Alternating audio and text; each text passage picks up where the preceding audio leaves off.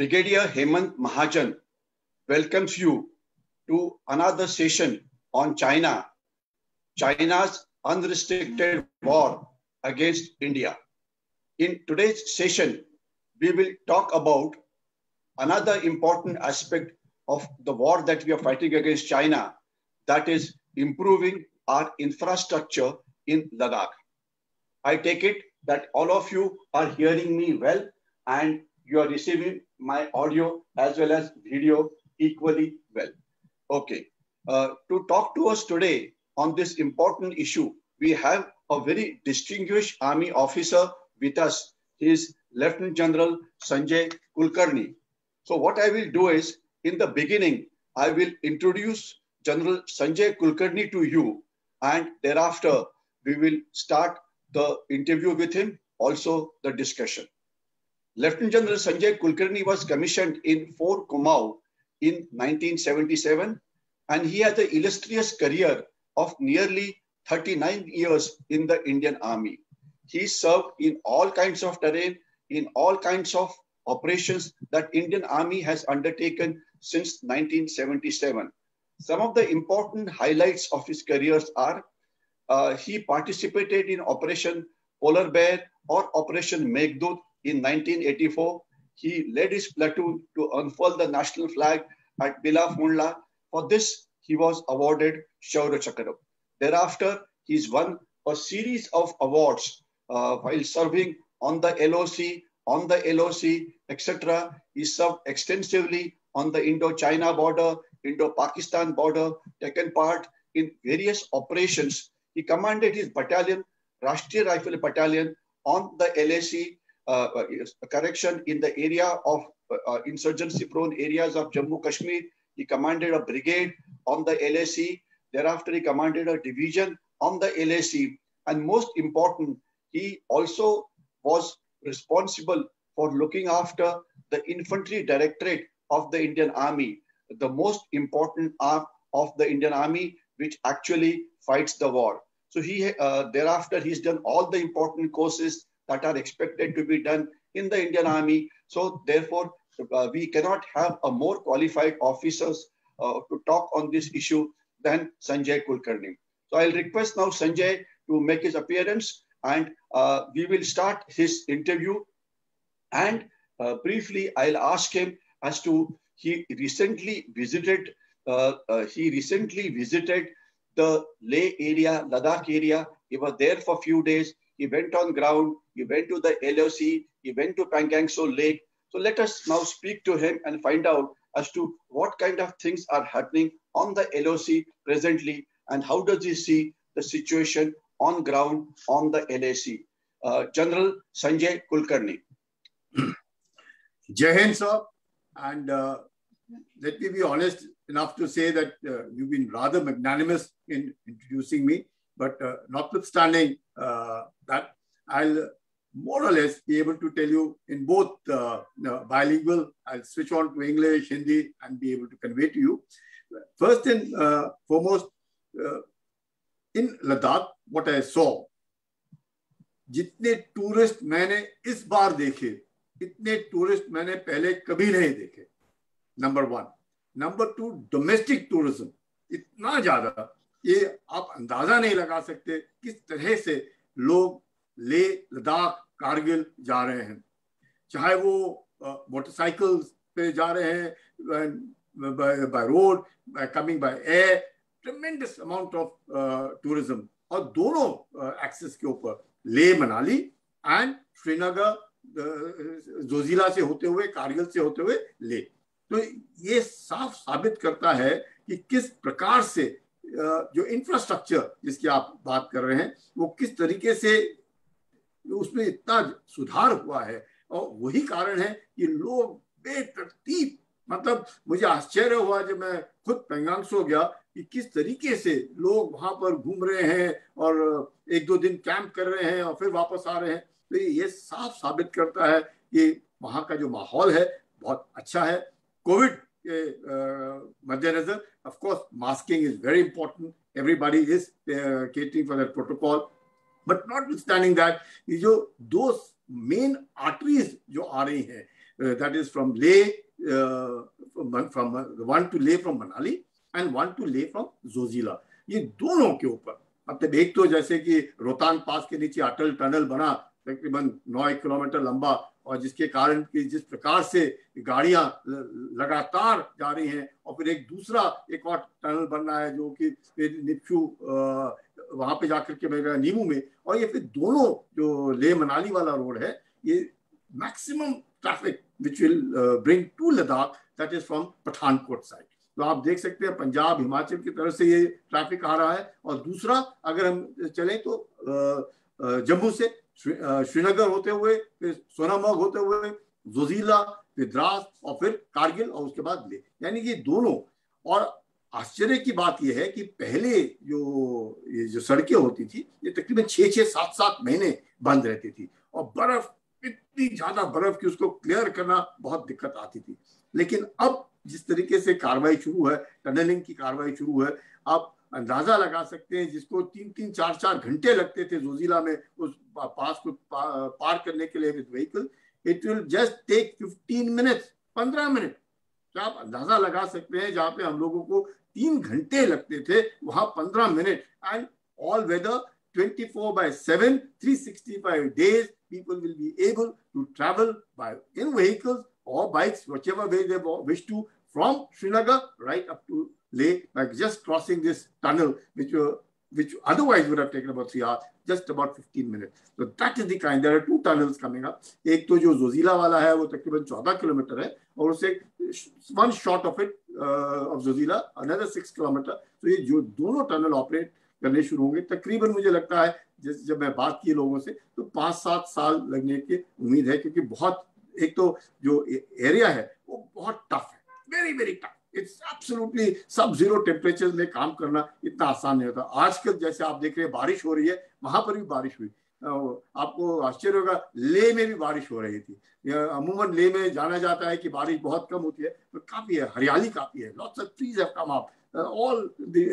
Specially खासकर जब union territory बनने के बाद जो लेह के अंदर डेवलपमेंट देखा जा रहा है जिस तरीके से सड़कें आई हैं जिस तरीके से बिजली आई है जिस तरीके से पूरा उद्धार हुआ है जिस तरीके से टूरिज्म के लिए लोग आते हैं तो उनको टैक्सीज चाहिए उनको होटल्स चाहिए उनको ऑब्वियसली 3-4 दिन के लिए आते हैं वो पैसे देते हैं तो खाना पीना रहना अच्छा होना चाहिए। ये सब की सुविधाएं जो है वो वहां पे मिल रही हैं। तो आप अंदाजा लगाइएगा कि इंफ्रास्ट्रक्चर जो है it actually boost tourism, it actually boosts communication, it actually boosts ensuring that the connectivity with this remote area, once considered remote, but now are very much apart because of the accessibility, the good roads that have come up along both the Leh Manali and from Srinagar, Leh, and from Leh onwards, of course, there's again tremendous boost. चाहे आप खरदुंगला की तरफ जाइए, आप चांगला की तरफ जाइए, आप चुशूल की तरफ जाइए, जो ले अपना कंप्लीट दरबोक शोक जो रोड बन रहा है उसके ऊपर जाए, tremendous, lots of bridges, because नदियां ऐसी हैं और उसमें पानी जो है अचानक बढ़ जाता है, उसके कारण ब्रिजेस होने बहुत जरूरी हैं। तो ब्रिजेस के ऊपर बहुत ज्यादा जोर दिया जा रहा है और क्योंकि मौसम बहुत खराब होता है, इतना खराब, the greatest, I would say, the enemy of all roads is water. पानी जो है वो सबसे बड़ा दुश्मन है इन सड़कों का। और ये पानी क्यों आता है? क्योंकि बर्फ जो है जबरदस्त 18-20 फुट बर्फ इस पहाड़ों के ऊपर जमती है, रस्तों के ऊपर जमती है, और ये जब पिघलनी शुरू होती है ये रस्तों को लेते हुए खत्म कर देती है। मतलब हर साल जिस प्रकार से BRO काम कर रहा है, बॉर्डर रोड ऑर्गेनाइजेशन जिस प्रकार से काम कर रहा है, और जहां से आप देखते हैं लोग कहां से आकर के उनका लेबर उनको मदद कर रहा है, ये सब साबित करता है ये जबरदस्त फोकस और जबरदस्त स्ट्रेस है हिंदुस्तान के अंदर इंफ्रास्ट्रक्चर के ऊपर। और वो देखा जा रहा है जिस प्रकार से नितिन गडकरी साहब ने 2020 में अपना ये जोजिला वाला थ्रू किया, जिस प्रकार से प्रधानमंत्री ने अटल टनल इनॉग्रेट किया, ये सब जाहिर करता है कि there is lot of focus and all of it is being done on priority. A lot of foreign equipment has been bought to ensure that the tunneling is done on international level. If anybody of us or any one of you can visit Atal Tunnel, you will really feel that you are in a foreign country. again, the roads which are coming from Jammu and going to Udhampur and going to Srinagar, beautiful. I think there's just about 4-lane roads that are passing through.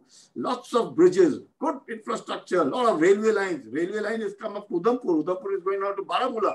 So there's a big railway line which is coming up along this. There are roads coming up, the tunneling being done, and airports. If you see the Srinagar airport which has come up, you see the Leh airport which has come up, the Thrice airport which has come up, the DBO which has developed, the Neoma thing which has come up. Lots of airfields, one at Kargil also coming up, lots of helipads, lots of airfields, lots of infrastructure, railways coming up, roadways coming up. तो मुझे लगता है जबरदस्त उद्धार और सुधार हो रहा है Jammu Kashmir union territory and Ladakh union territory. Yeah, Sanjay, I'll just stop you here for a second. You have Sanjay, I'll just stop you for a second. Yes, yes. Sanjay, I'll just stop you for a second. You have very nicely highlighted as to how improvement is taking place in the infrastructure, and you mentioned about the access which comes from Srinagar, that is Srinagar via Zojila coming to Dras, then going to Kargil, Leh, etc. And the second axis which comes from Himachal Pradesh. I would just want to tell our viewers कि इस axis की importance क्या है. जैसे आपने बोला कि 6 महीने ये रोड जब बंद होते हैं तो इस इलाके में जो हमारे ट्रुप्स रहते हैं जो who are in excess of 50,000 now, plus यहाँ की जो लोक संख्या है 3-4 लाख के आसपास, इनकी मेंटेनेंस फिर बाय एयर करनी पड़ती है और एयर की मेंटेनेंस ये बहुत कॉस्टली होती है. और इतना ही नहीं, तो जब आप एयर मेंटेनेंस करते हैं तो 12 बजे के बाद वहां पे हाई विंड्स वगैरह शुरू हो जाते हैं, इसलिए एयरक्राफ्ट को भी वहां पे लैंड होना काफी मुश्किल होता है. तो इसलिए कॉस्ट भी बढ़ जाती है, फिजिकल बैरियर्स भी आ जाती है. तो इसलिए रोड्स की कनेक्टिविटी इंपॉर्टेंट है. और जब हम हमारी रोड्स की तुलना चाइना के साथ करते हैं तो ये नजर आता है कि चाइना को ज्योग्राफी थोड़ी सी काइंड है, उनकी तरफ जरा प्लेन एरिया है, तो इसलिए उनकी रोड्स की डेवलपमेंट ये हमारी तुलना में बहुत ही ज्यादा हो गई है. और उससे ज्यादा इंपॉर्टेंट आज के मैं एक न्यूज आइटम देख रहा था जो ANI के बीच में से आया था कि पहले हम एक डरते थे कि अगर हम हमारे बॉर्डर एरिया में रोड्स तैयार करेंगे तो चाइना को गुस्सा आएगा, इसलिए हम रोड्स तैयार नहीं करते थे. और दूसरा यहाँ पे प्रॉब्लम ये होती थी कि यहाँ पे जो वर्किंग सीजन है वो केवल 5-6 महीने है, यानी कि 5-6 महीने ही आप रोड बना सकते हैं, उसके बाद हिमवर्षा वगैरह हो जाती है. तो इसलिए आपको बहुत तेजी से काम करना पड़ता है. तीसरी है टेरेन की डिफिकल्टी जिसके बारे में आपने बात की. तो मैं आपको अभी एक विषय के ऊपर थोड़ा सा और हाईलाइट करना चाहूंगा कि अभी जो पहले एक एक्सिस आती थी, और मुझे पुराने दिन याद है कि जब हम कारगिल या ले जाते थे तो पहले हम जम्मू में आते थे, जम्मू के बाद उधमपुर में एक रात ठहरते थे, श्रीनगर में एक रात ठहरते थे, उसके बाद हम जाते थे आगे, उसके बाद द्रास में ठहरना पड़ता था, फिर कारगिल, फिर उसके बाद ले, यानी कि 7-8 दिन का प्रवास था. अभी आप केवल 2 दिन में पहुंच सकते हैं. और अगर आप जैसे आप कल मेरे से बातचीत कर रहे थे पठानकोट एक्सिस या आप हिमाचल से आते हैं तो आपकी जो आने की स्पीड है ये काफी बढ़ जाती है, एफिशिएंसी बढ़ जाती है. तो मैं आपको ये अभी रिक्वेस्ट करूंगा कि थोड़ा सा आप ये हाईलाइट करिए जो अभी हम जो अल्टरनेट एक्सिस बना रहे हैं ले में आने के लिए, उसकी स्ट्रेटेजिक इंपॉर्टेंस क्या है, जो अलग अलग हम जो ब्रिजेस बना रहे हैं कि जो अब जैसे शोक रिवर पे बना है उसकी इंपॉर्टेंस क्या है. और तीसरा इसमें ये कि अभी आज का जो ट्वीट आया था प्रोजेक्ट हिमांक, यानी कि जो BRO है, उन्होंने बोला था कि उन्होंने एक वर्ल्ड रिकॉर्ड एस्टैब्लिश किया है. 19,000 फीट के ऊपर उन्होंने एक मेटल रोड बनाया हुआ है जो एक वर्ल्ड रिकॉर्ड है. तो मैं अभी आपको रिक्वेस्ट करूंगा ये दोनों एक्सिस जो है इसकी स्ट्रेटेजिक इंपॉर्टेंस, जो ब्रिजेस बने हैं उसकी स्ट्रेटेजिक इंपॉर्टेंस, और जो हम अल्टरनेट रूट बना रहे हैं, टनलिंग वगैरह कर रहे हैं, इससे हमारी क्षमता जो है इसमें क्या फर्क पड़ेगा. General Sanjay once again. Mahajan sir, आप देखिए जिस प्रकार से BRO बोल रहा था, उमलिंगला पास ना, उमलिंगला पास जो है वो 19,300 फीट के ऊपर बन रहा है, तकरीबन 52 किलोमीटर ऑफ ब्लैक टॉप टामैक. आप समझ सकते हैं इंटायर चुशूल देमचौक का जो एरिया है वो कनेक्ट होगा. अब आप देखिएगा खरदुंगला है 18,370 फीट, अब चांगला है 17,650 फीट, इस तरह के पासेस को नेगोशिएट करना, पर्माफ्रोस्ट मतलब तब वहां पे जो बर्फ जम जाती है, आप कितना भी फाउंडेशन ले, सड़क बनाना कई बार ऐसे लगता है कि इतना कठिन नहीं है, वो उसको मेंटेन करना वाकई काबिले तारीफ है। और इस मामले में मैं जरूर कहूंगा कि बीआरओ जो है बहुत मेहनत करता है बनाना और उसके बाद उसको मेंटेन करना। ब्लैक टॉपिंग आप एक सीजन में कर सकते हैं, अगले सीजन में देखेंगे कि बिल्कुल ही वहां पे कुछ भी नहीं है, सिर्फ क्या उसको बजरी रह गई है। तो यही नहीं, आपने बिल्कुल ठीक कहा, चाइना और इंडिया में फर्क इतना है कि हमारी तरफ जो है माउंटेनस टेरेन है और बहुत ज्यादा, और प्लाटो जो है जिसको टिबेटन प्लाटो बोलते हैं वो चीन के पास है, और उसके कारण वहां पर जो मूवमेंट है कंपैरेटिवली बहुत आसान है। और अब अगर आप देखें लासा में बारिश होती है, पर जो लासा में बारिश होती है वो रात को होती है, यानी कि दिन के समय में जितनी भी धूल उड़ी हुई है, जितनी भी गाड़ियां चली है रास्ते के ऊपर, रात की बारिश से वहां पे सारा का सारा जो धूल गर्दा है वो दब जाता है और सड़कें जो है वो साफ नजर आती है। वो जो कैपेबिलिटीज लासा में है या शिकात्से में है, अगर आप अपनी तरफ देखें, the degree of difficulty maintenance of road is very very difficult. और अब जब जैसे आपने ठीक कहा कि एक्सेस जो है, अभी आप देख रहे हैं कि आपको लेह में आने के लिए पठानकोट से आप आ रहे हैं, यानी कि हिमाचल और पंजाब की तरफ से सीधा का सीधा मनाली से होते हुए, उपसी मनाली से होते हुए आप पहुंच रहे हैं, अटल टनल के द्वारा लेह को पहुंच रहे हैं। फिर आपके पास है वो नीमू पदम दारसा वाला जो एक शिंगोला पास टनलिंग हो रहा है वो। अब जब ये टनल्स बन जाते हैं, ये टनल्स का एक ही फायदा है कि you can ट्रेवर्स on this road 365 days, नहीं तो 6-6, 7-7 महीने तक बंद। नंबर एक। नंबर दो, इन सड़कों पर जो कोई गया होगा आप देखेंगे, एक तो पानी बेतरतीब, नाले और नदियों का पानी जो बहता है उसमें गाड़ियां फंस जाती हैं, और जब एक गाड़ी अगर फंस गई और ट्रैफिक जो है वो रुक गया, तो पीछे वाली गाड़ियां जब तक उस गाड़ी को आप निकालेंगे नहीं तब तक आप आगे नहीं जा सकते। तो एक दफा टनलिंग के जो डिफिकल्ट रोड्स हैं उस पर हो जाता है। इसके जो ब्रिजेस हैं, अब ये ब्रिजेस तो बन जाते हैं, उसके बाद जिस प्रकार से अवलांचेस आते हैं, जिस प्रकार से लैंडस्लाइड्स होते हैं, वो सारे के सारे कवर हो जाते हैं। कहने के लिए बहुत आसान है, हमें लगता है, बस जब अब वहां पे लोग रहते हैं और जो मेंटेन करते हैं, बाकी काबिले तारीफ, इतना आसान नहीं है। और इक्विपमेंट आप देखिएगा, स्नो रिमूवर जो आते हैं, बड़ी बड़ी गाड़ियां लेकर के लाते हैं और उस बर्फ को हटाना है, उसके साथ साथ उस बर्फ को हटाते हटाते बाकी चीजें भी चली जाती है। तो आपको जो फ्लोर है वो पूरा रोड का जो ब्लैक टॉप है वो खत्म, उसके बाद फिर से ब्लैक टॉपिंग शुरू। उसी माफिक आप देखिएगा जब आप श्रीनगर से लद्दाख आते हैं, 6-6, 7-7 महीने बर्फ 15 से 20 फुट ऊंची इतनी बर्फ गिरी हुई, उसमें से आपको नेगोशिएट करना है।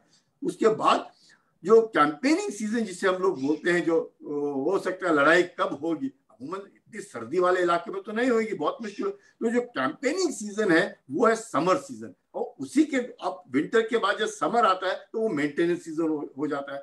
इसमें मैं कहूंगा कि हिंदुस्तान को एक बहुत बड़ा फायदा होता है, क्योंकि कैंपेनिंग सीजन समर में होने के कारण जो हाई ऑल्टीट्यूड पे, जैसे आप बता रहे थे, जो हवाई जहाज आते हैं और 12 बजे से पहले उन्होंने टेक ऑफ करना है, जो जिस तरीके से आपका विंड फैक्टर है, जिस प्रकार से आपका वेट टेक ऑफ का फैक्टर है, वो वहां से मुश्किल हो जाता है। तो चाइना जो है अमूमन, क्योंकि उनके जितने भी अभी एयर स्ट्रिप्स बने हैं, उन्होंने एयरफील्ड्स बनाए हैं, उन्होंने हेलीपैड्स बनाए हैं, उन्होंने अपने एयर स्ट्रिप्स को और लंबा बनाया है, 3000 मीटर से उठा करके 5000 मीटर बनाया, क्योंकि उनको मालूम है कि उस ऑल्टीट्यूड में क्या जो वेट लिफ्ट कैपेबिलिटीज है जबरदस्त गिर जाए। कई बार मैंने देखा है कि IL-76 when it takes off from Leh may not take anybody, not even one passenger, because it is just, अब लगता तो है भाई ले जाए 400 आदमी, इसको क्या दिक्कत है, पर the aircraft can not take off. तो कोई आदमी नहीं, उसने लैंड किया, चंडीगढ़ से टेक ऑफ किया, लैंड किया, सामान उतारा और वैसे ही चला गया। हम लोगों को बुरा लगता था कि हमको नहीं लेकर के गया, ये ऐसे ही खाली चला गया इतना बार। लेकिन जो टेम्परेचर कंडीशंस हैं, जिस तरीके से विंड एंड करंट है, उसके कारण आप देखते हैं, और यही एक कारण है कि the Indian air force has a tremendous edge over the Chinese air force, because the Chinese air force already अब इनिशियो अगर 14,000 18,000 से ऑपरेट करेगी तो कुछ भी नहीं उठा सकती है, और कई वक्त के बाद तो बिल्कुल भी नहीं उठा सकती। हमारी फायदा ये है कि हम लोग प्लेन से टेक ऑफ करते हैं, इतनी कम से कम हम वेट लेकर के जाते हैं और उस वेट को लेकर के उधर लैंड करके वापस भी आ सकते हैं, वो चाइना में नहीं है. So this is one factor which China knows as a disadvantage vis-a-vis India. The second factor जो मैं आपको कहूंगा, हाँ महाजन सर आप कुछ कह रहे थे, कहिए सर. संजय, आपने very rightly you have highlighted the capability of the Indian Air Force. Very rightly you have mentioned about Sanjay, very rightly you have talked about the capability of the Indian Air Force and how the geography has been kind to us. I want to highlight only one thing for our viewers. That is, when Chinese aircraft take off from the airfields in Tibet, their efficiency to carry up all of weight is almost 60 or 70% less. While as far as the Indian Air Force is concerned, our fighter aircrafts are based in places like Ambala and all. And recently, Rafale aircraft has joined those places from where it can take on any target based in Leh and the area in the front. So therefore, we have a tremendous geographical advantage because our fighter aircraft can go up with all of weight, which is much higher, much larger than the Chinese. So that's one advantage. And secondly, of course, you talked about the tourism. I just want to mention that very recently we had the 22nd anniversary of the Kargil war. 26 July, last of the Pakistani intruders was thrown out. And that time there's a very famous letter written by Lieutenant Vijayan Thapar to his father, Colonel Thapar, that after the war is over, you must come and see the places and see where the Indian Army fought the war in Kargil. I think जब आप बात करते हैं tourism की, जब हमारे देश के टूरिस्ट इस इलाके में आते हैं, वो पैंगोंग लेक में जाते हैं, वो चुशुल में जाते हैं, वो लेह में जाते हैं, तो उनको ये नजर आ जाता है कि कितनी डिफिकल्ट टेरेन में हमारे लोग, जो हमारे सेना है, वो वहां पे लड़ रहे हैं. इसके बाद ही जो डिग्री ऑफ डिफिकल्टी है ये आपको समझ में आती है. अभी हम एक जो जियोपॉलिटिकल एस्पेक्ट्स है उसके तरफ जाएंगे. दो चीजों के ऊपर मैं आपसे बातचीत करना चाहूंगा. एक तो है कि अभी कल मीडिया में आया है कि 12th round of talks between the corps commander of ours in Leh and the Chinese counterpart has taken place. तो थोड़ा उसके ऊपर आपकी कमेंट्स. और इसके सिवाय कुछ दिन पहले एक बहुत ही one very surprising event took place. China's prime minister or China's biggest boss Xi Jinping landed up in Tibet, and he, I think, came as near as about 20 kilometers from the LAC or from the international border. तो मुझे ये दो चीजें के बारे में थोड़ा सा आप बताइए. एक तो ये जो शी जिनपिंग है, इन्होंने 30 साल के बाद चाइनीज प्राइम मिनिस्टर वहां पे आए हैं, तो वो क्यों आए हैं, इसका इंपॉर्टेंस क्या है. अगर आपने देखा होगा तो जब ये लड़ाई चल रही थी, जब ये स्टैंड अप चल रहा था पिछले साल, तो हमारे देश के प्राइम मिनिस्टर नरेंद्र मोदी जी वहां पे पहुंच गए थे. तब ये नहीं पहुंचे थे चाइनीज प्राइम मिनिस्टर, लेकिन अभी वो आए हैं. और दूसरा, this 12th round of talk. So Sanjay, can we have your analysis of these two important events? Over to you please. Definitely. इससे पहले कि मैं आपको बताऊं, क्योंकि आप बता रहे थे कि एयर मेंटेनेंस और रोड में कितना फर्क है. 5 रुपए किलो अगर आलू आपको चंडीगढ़ में मिलता है या दिल्ली में मिलता है, वही 5 रुपए किलो आलू अगर आप लेह में जब विंटर कट ऑफ एरिया में होंगे तो तकरीबन 100 से 125 रुपए किलो वो 1 किलो आलू की कीमत हो जाती है. क्योंकि इतना एयर मेंटेनेंस करना और उसको रोक, क्योंकि पूरा इलाका तो रेफ्रिजरेटर बन जाता है, और क्योंकि रेफ्रिजरेटर बन जाता है तो आपको उसको रखने में कोई दिक्कत नहीं आती है. लेकिन कीमत समझिएगा, अब जब ये रोड्स और इंफ्रास्ट्रक्चर कनेक्टिविटी होगी 12 महीने 24 घंटे, तो ऑब्वियसली कम से कम 5 रुपए किलो आलू अगर दिल्ली में है तो कम से कम उसकी कीमत अधिक से अधिक 15 रुपए या 20 रुपए हो जाएगी. जो 100 रुपए और 125 रुपए किलो हो जाती है, और उसका मिलना भी कठिन हो जाता है. चाहे DRDL है, वहां पर भी चीजें उगाई जाती हैं और काफी मेहनत की जाती है, लेकिन उसका यह फायदा है. अब आपके ऊपर पहला सवाल जो आप कारगिल के बारे में कर रहे थे, मैं वाकई कहूंगा वो जो कारगिल की जो लड़ाई है और जिस तरीके से हमारे यंग ऑफिसर्स ने और जवानों ने जिस तरीके से प्रदर्शन दिया अपने शूरवीरता का, काबिल तारीफ. कोई भी, मैं आपको बता सकता हूँ 1982 में मैं गया था पहली बार बटालिक मुझे आश्चर्य हुआ। अब मैं जब बटालिक में दोबारा गया तो काफी कुछ मैंने पेड़ देखे, खुरबानी के, ग्रीन एप्पल्स के, काफी कुछ थे। बट जहां पर मैं डिप्लॉयड था वहां पर कुछ भी नहीं, सिर्फ पत्थर पत्थर पत्थर, huge boulders, huge stones, nothing else. मतलब सवाल ही नहीं पैदा होता अगर आप can even see a blade of grass, forget about this thing, nothing but stones and rocks in that area. To be able to survive, to be able to live, to be able, you have to be tough, you have to acclimatize. आपको उस इलाके में रहने की काबिलियत बहुत बहुत जरूरी है। और जिस प्रकार से बिल्कुल वो यंग ऑफिसर्स ने अपने जान की कुर्बानी देकर के, शहादत देकर के पूरी कारगिल की लड़ाई जीती, बहुत बड़ी बात है। क्यों?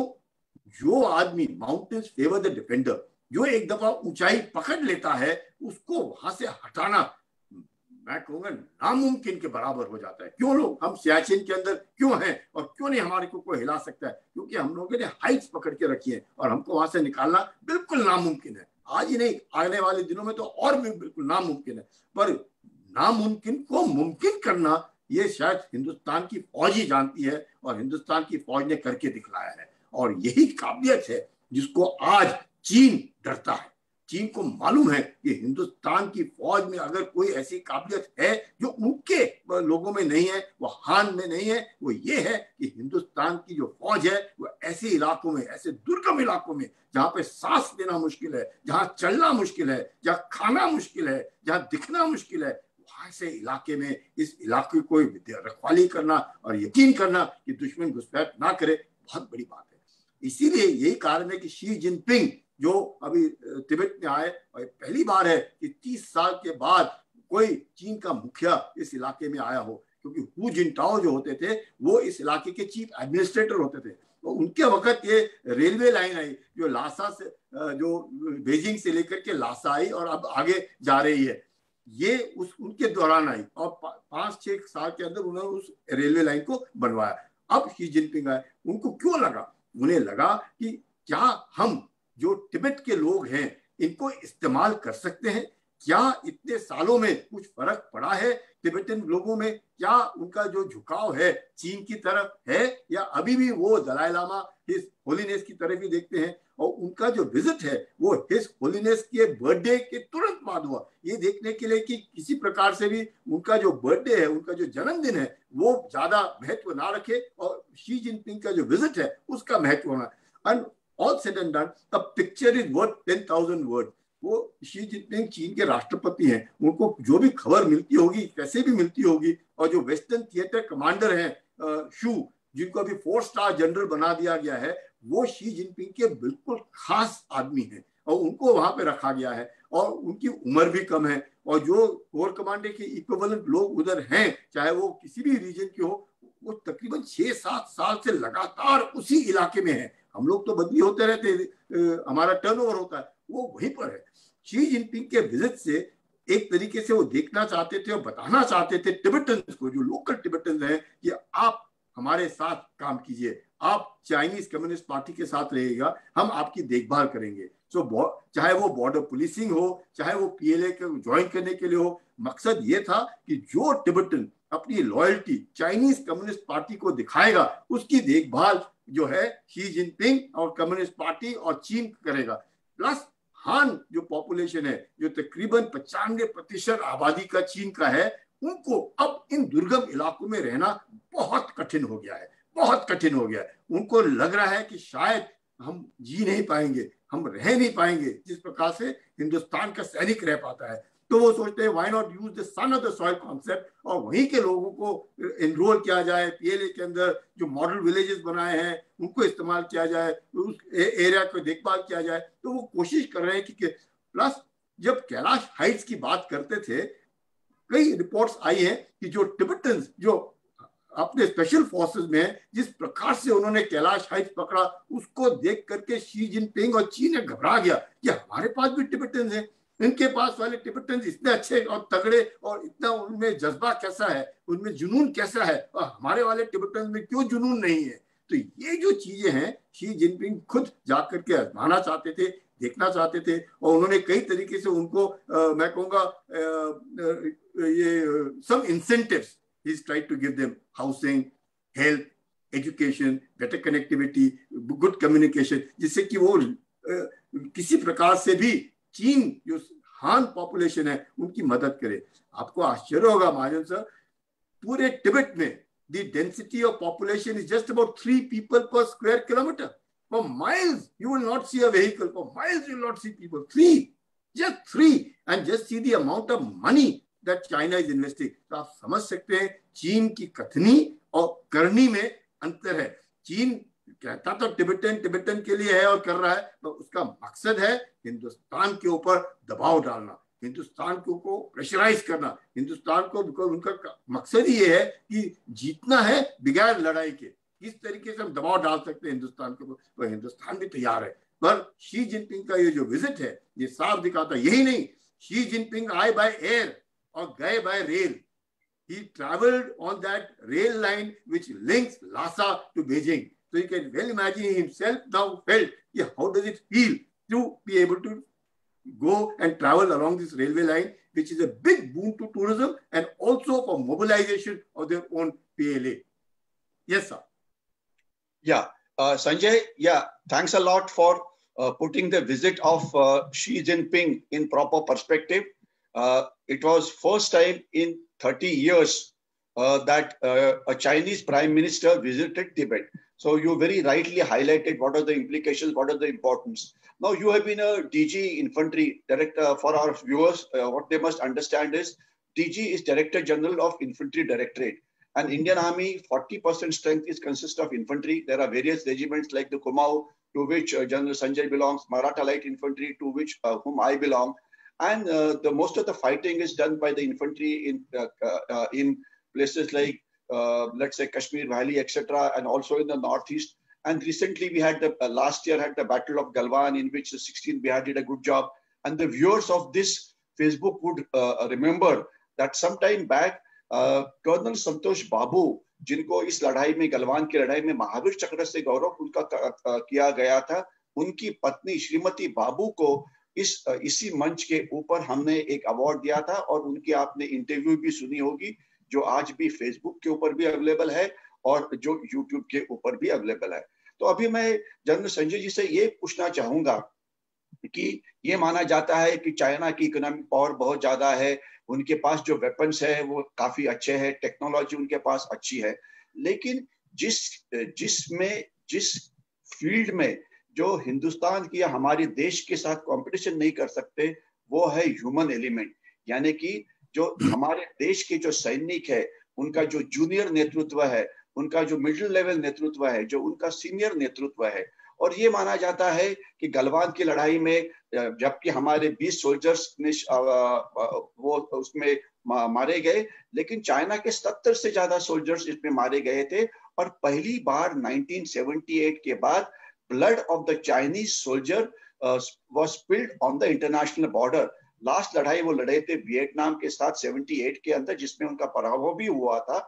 उसके बाद उन्होंने कोई ब्लड शेड नहीं किया है, जबकि Indian army is almost every day fighting on the LOC, fighting somewhat on the LAC, fighting counter-terrorist battles in Kashmir Valley. Also insurgents groups once in a while get active in the northeast, etc. तो मैं आपसे अभी ये चाहूंगा कि ये जो Chinese soldiers है, हन चाइनीज है, 90% चाइना की जो पॉपुलेशन वो हन चाइनीज है और 10% माइनॉरिटीज है, जिसमें तिब्बतन्स है, जिनकी लोक संख्या 50 लाख के आसपास है। तो ये माना जाता है कि चाइनीज सोल्जर्स ये बहुत अर्बन है, चाइनीज सोल्जर्स ये हायर मिडिल क्लास से आते हैं, वन चाइल्ड पॉलिसी के बीच में से उनका जन्म हुआ है, तो वो काफी सॉफ्ट है और वो इस इलाके में रहना नहीं चाहते हैं। और वो हर 10 दिन के बाद चाइनीज सोल्जर्स की वहां से बदली की जाती है, जबकि एक इंडियन सोल्जर का टेन्योर वहां पे 1.5 साल से 2 साल होता है। तो अगर आप थोड़ी सी तुलना करेंगे Indian soldiers vis-a-vis Chinese soldiers, their fighting capabilities, और दूसरा ये जो तिब्बतन्स जिनको वो लाना चाहते हैं, क्या वो तिब्बतन्स उनके साथ रहेंगे, क्या वो जैसे हमारा कमांडो फोर्स है SFF, उसकी तुलना में कुछ उनकी तुलना होगी या वो उनको हैंडीकैप होगी। तो let us now compare Indian soldiers fighting capabilities vis-a-vis the fighting capabilities of Chinese soldiers, and how are we doing as far as this part is concerned. General Sanjay. So as far as the Indian soldier is concerned, I would rate it that the biggest plus point that we have today in the world, सबसे बड़ा अगर एक मुद्दा है जिससे चीन हिंदुस्तान से डरता है, वो है एक भारतीय सैनिक। यही एक कारण है कि आज की तारीख में हम कह सकते हैं कॉम्प्रिहेंसिव नेशनल पावर में चीन हमसे आगे है। उसके पास मॉडर्नाइजेशन के आले हैं, उसके पास बहुत जबरदस्त तरह तरह के हथियार हैं, इसमें कोई शक नहीं है। But what mattered is man behind the machine, boots on ground. These are two very important thing. और जैसे कहा, ये जो है इसके लिए चीन को 2 बार सोचना पड़ता है। चीन कैनॉट एक्सेप्ट बॉडी बैग। आज की तारीख में अगर शी जिनपिंग राष्ट्रपति हैं, उन्होंने 2-3 मुद्दे बहुत बहुत साफ चीनियों को बताया है। एक कि आप अपने पर्सनल जो फ्रीडम ऑफ एक्सप्रेशन, फ्रीडम जिसे हम बोलते हैं, डेमोक्रेसी जिसे बोलते हैं, वो आप सरेंडर करेंगे चीन कम्युनिस्ट पार्टी को, और चीन कम्युनिस्ट पार्टी उसके जगह पे आपको अच्छा रहना, अच्छा खाना पीना, अच्छा सब कुछ उधार होगा, आप एक अच्छा जीवन व्यतीत कर सकते हैं। लेकिन ह्यूमन राइट्स जो है उसके ऊपर आपको अंकुश लगाना पड़ेगा। आपको जो जैसे लोकतंत्र में आप फ्रीडम ऑफ स्पीच है या फ्रीडम ऑफ एक्सप्रेशन है या जो भी फ्रीडम है, उसके ऊपर आपको अंकुश लगाना पड़ेगा। एक दूसरा जो उन्होंने चीनी लोगों को कहा है कि हम आपको 2050 तक उस मकाम पर लेकर के जाएंगे जहां पर विश्व जो है वाकई कहेगा कि चीन जो है एक मध्यस्थ है, सेंटर ऑफ यूनिवर्स है, जहां पे चीन रहना चाहिए, जहां पे चीन की काबिलियत है, जहां पे चीन की क्षमता है, जो सिविलाइजेशनल उसके जो रिक्वायरमेंट्स है, जो चीन को अभी तक सेंचुरी ऑफ ह्यूमिलिएशन में था और वहां से निकल के आया है। तो आप वो उनका मानना है कि आप मेरा साथ दे, मैं आपको ये सब दूंगा। लेकिन अब शी जिनपिंग को इस बात का अंदेशा हो गया है कि हान पॉपुलेशन, जैसे आपने बिल्कुल ठीक कहा, 1 चाइल्ड पॉलिसी होने के नाते आप समझ सकते हैं कि अब अगर किसी भी देश के साथ चीन लड़ने के लिए जाता है तो उसके काफी हजारों सैनिक मारे जाते हैं, हजारों परिवार। मैं ये नहीं कहता कि हिंदुस्तान के भी हजारों परिवार, अगर 1 हो या 2 हो 4 बचे, लेकिन हिंदुस्तान के अंदर जो काबिलियत है, हिंदुस्तान के सैनिक में जो जज्बा है, हिंदुस्तान के सैनिक में जो जुनून है लड़ने का और इतने दुर्गम इलाकों में रह करके मारने का, वो जो है वो हान पॉपुलेशन में आज की तारीख में कम है और उसका अंदेशा हो गया है। जिस तरीके से रोटेशन ऑफ ट्रुप्स चीन करता है, जिस तरीके से अपने जवानों को वो पीछे लेता है और नए जवानों को बार बार आगे लाता है और वो फिर 10 दिन के बाद फिर पीछे चले जाते हैं। They are used to central heating चाहिए, उनको अच्छा चॉकलेट वाला खाना चाहिए, उनको पैक्ड फूड चाहिए, उनको अच्छी गाड़ी जो है जाने के लिए वो भी सेंट्रलाइज हीटिंग चाहिए। ये जो थोड़े से मैं कहूँगा एक मॉडर्न होना क्यों नहीं, अगर वो देश कर सकता है, एफोर्ड कर सकता है, करना भी चाहिए। लेकिन उसका एक ड्रॉबैक जो है, फॉल आउट जो है, वो है कि ऐसे मौसम में जहां पे -40 रहता है, जहां पे जो विंड फैक्टर है 100 किलोमीटर की रफ्तार से हवाएं चलती हैं, आपको कुछ नजर नहीं आता है, आपका सर दर्द हो रहा है, आप चल नहीं पा रहे, आप खाना नहीं खा पा रहे, आपका मतलब सोचने की शक्ति जो है वो कम हो गई है। ऐसे इलाके में कौन खड़ा रहेगा? वो है भारतीय सैनिक।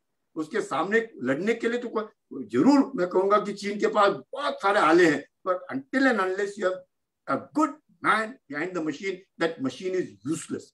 Until unless you have boots on the ground, victory is no victory. So in these two factors, I think we have miles ahead and we must continue. We must not get complacent. These are our X factors, and that factor we must utilize it to our hilt and make sure, और समझ में आ गया है चीन को कि जिस तरीके से गलवान में एक गोली नहीं चली, उसके बावजूद हमारे जरूर 20 सैनिक वीर गति को प्राप्त हुए, तो उनके भी 80 और 100 सैनिक जो है वीर गति को प्राप्त हुए। अगर पेंगांग सोलत में उसने अपने बाप वायर से लेकर हमला किया, तो हमने भी पत्थर से उनको हमला किया। तो समझ गए कि भारतीय सैनिक जो है वो he is not going to accept it lying down. He will give a fight and he will not. So the commanding officer of the Chinese also lost his life in Galwan. अगर हमारे colonel बाबू वीर गति को प्राप्त हुए, तो उनके भी commanding officer जो है गलवान में वो भी वीर गति को प्राप्त हुए। तो ये तो चीजें हैं, जो शी जिनपिंग जो राष्ट्रपति है उसको देखने को पता चल रहा है कि भारतीय सैनिक के साथ लड़ना इतना आसान नहीं है, कठिन है, कुछ भी हो उनके पास, पर आई वुड से जोश, जुनून, जज्बा वो जो भारतीय सैनिक में है वही एक है जो आज तक हमें बचाए रखा है और आगे भी बचाता रहेगा। और अगर सरकार जो है हर बार ऐसे लोगों को की प्रोत्साहन देती रहेगी और प्रोत्साहित करती रहेगी, जिस प्रकार से प्रधानमंत्री वहां जाकर के बाद, मैं कह रहा हूं कितनी बड़ी बात है कि हमारे जो नेता है उस उम्र में जाकर के बातचीत करते हैं। नॉर्मल आदमी जब पहली बार ले में कदम रखता है उसके सर दर्द शुरू हो जाता है 15 मिनट के अंदर, और आप फिर आप एक्लिमेटाइज करते हैं, 6 दिन एक्लिमेटाइज करते हैं, उसके बाद आप हरकत करते हैं। यहाँ के हमारे जो नेता लोग हैं सीधे जाते हैं और सीधी बातचीत करते हैं, एक दिन काट के वापस आते हैं। इतना आसान नहीं है जितना लगता है लोगों को कि बात कर लेंगे। जब आपका दिमाग काम नहीं कर रहा है, आपको सरदर्द हो रहा है, आपको प्यास लग रही है पर पानी पिया नहीं जा रहा है, ऐसे इसमें आपको भाषण दे सकते हैं? आप भाषण नहीं दे सकते। आप किसका प्रोत्साहित करेंगे? आपका you are not self motivated yourself, your whole morale is low. But in this kind of environment I think we must give full points to the Indian soldier, full point to the Indian leadership, full point to the Indian Army officers and the Indian Armed Forces officers, चाहे वो Air Force के हैं, चाहे वो Navy के हैं, चाहे वो Army के हैं। Kudos, hats off, wonderful. Don't deny the fact. और मैं कहूँगा, I'll sum up to say that if not for the kind of troops that we have, if not kind of training that we have, if not for the kind of equipment that we have, it would have been impossible. It would have been impossible. But we have it. We are grateful to everybody and that we have it, and we can give a fight to the Chinese or to the Pakistanis at any point of time. Sanjay, much as we would like to continue talking with you, we are falling short of timing now. We have been speaking now nearly for 35-40 minutes, and the time is getting over. So all that I will request you now to make your concluding remarks. We spoke about the Chinese soldier, we spoke about their leadership, we spoke about the Tibetan soldiers which China is trying to get. There was also news that China may utilize soldiers, may allow the Nepali soldiers to join the Chinese army. So it will become some kind of a USA army where 30% of the USA army is not citizens of USA, etc. So what I would like to really, end this presentation is just to give your assessment as to what is the status of our talks with them right now, how long you think the standoff will continue, and most important, what should we do in the days to come. I would request you to, conclude your talk in next about 3 to 4 minutes by giving your assessment of what is likely to happen as far as the standoff on the Indo-China border is concerned. Lieutenant Sanjay, General Sanjay, sorry, my mistake. I would say first, I would just come to the 12th round of talks, which I've just concluded yesterday. After about 11 rounds of talk, it is, I would say, around the 9th round mein, we could cut the ice and they withdrew from Pangangso in February of 2021. But uske baad jo hai, though there has been a little bit of, I'll say, disengagement at Hot Spring and at Gogra, and also, of course, at Galwan. But ये जो है disengagement की जो प्रक्रिया है, जिस प्रकार से नॉर्थ बैंक और साउथ बैंक में देखी गई, उस स्पीड से हॉट स्प्रिंग, गोगरा में नहीं देखी गई। उम्मीद करते हैं कि चीन जो है हटा है पीछे। मैं ये नहीं कहूँगा कि चीन पीछे नहीं हटा है, दोनों इलाके में हटा है, तो उतना नहीं जितना हम सोच रहे थे। जिस प्रकार से वो पेंगांगसो में फिंगर 8 पे चला गया और पीछे हट गया, हम लोग भी हमने कैलाश हाइट्स वेकेट कर दिए, तो वो सब ठीक है। लेकिन मैं बार बार कह रहा हूं कि जिस तरीके से चीन ने शुरुआत की, उसके बाद चीन ने उसमें थोड़ी सी मंदी आ गई। अब जो टॉक्स हो रहे हैं, अब उम्मीद करता हूं कि 12th राउंड ऑफ टॉक्स में शायद मैं यही कह सकता हूं, hope is a very big thing, that some amount of disengagement might occur, and one of the 2 points could be the hot spring or could be Gogra. If that happens, that would be a good indication, because unless disengagement नहीं होएगा, de-escalation नहीं होएगा। क्योंकि अगर आप eyeball to eyeball और face to face रहेंगे तो बहुत ज्यादा मुश्किल हो जाती है। लेकिन इसके बावजूद भी जहां तक हिंदुस्तान की फौज की तैयारी है, इसमें कोई खामी नहीं देखी गई है। और सब मतलब जितने चीनी सैनिक उधर होंगे, almost you can say the mirror deployment is over here.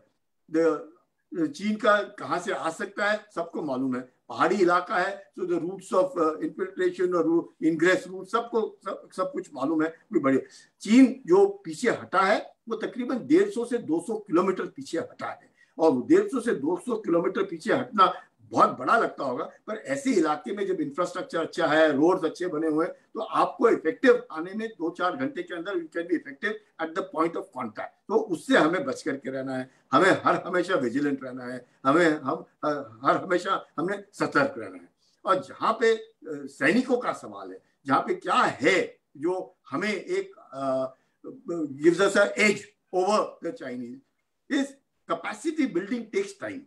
कोई भी चीज को बनाना, चाहे रास्ता बनाना हो, मॉडर्नाइजेशन हो, इक्विपमेंट हो, एक्लिमेटाइजेशन हो, ट्रेनिंग हो, it takes time. Intentions can change overnight, and it is to prevent those intentions from changing overnight and to ensure a deterrence. A deterrence, ऐसा deterrence ये चीन को लगना चाहिए कि उसने मधुमक्खी के छत्ते में उंगली डाल दी, और जब उसको इस बात का आभास और एहसास होगा कि उसने मधुमक्खी के छत्ते में उंगली डाल दी, तो फिर वो कभी भी ऐसी नापाक हरकतें नहीं करेगा, ऐसी हरकतें करने की कोशिश नहीं करेगा, लेकिन दबाव बनाए रखेगा। और वो दबाव हमने उसको सहजना है, हमने मानना है कि ये चलेगा, इसमें कोई शक नहीं है। अगर आप कोई सोचता है ये हिंदुस्तान के अंदर कि 1 साल के अंदर या 2 साल के अंदर, नहीं होएगा। ये 1950 से चलता आ रहा है और आगे भी चलता आएगा।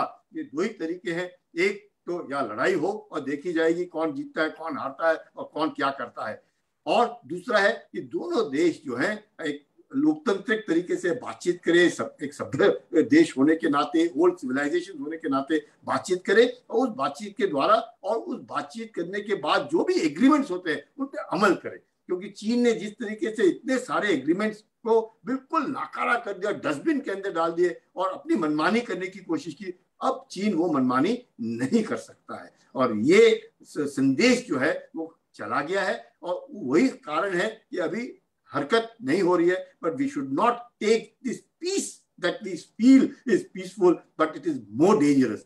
We have to be more vigilant. We have to be more careful. We have to be having all our means of surveillance and intelligence gathering in place to ensure that we are not caught,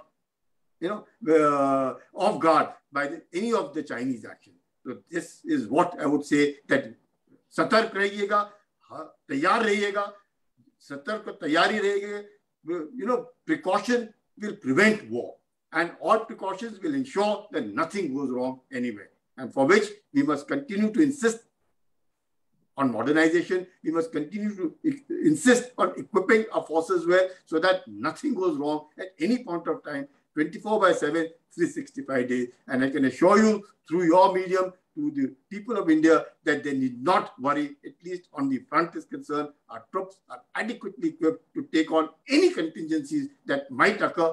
Hopefully should not occur, but should occur, we are willing to face, and the consequences will be for both the sides. Thank you. Thank you, Sanjay.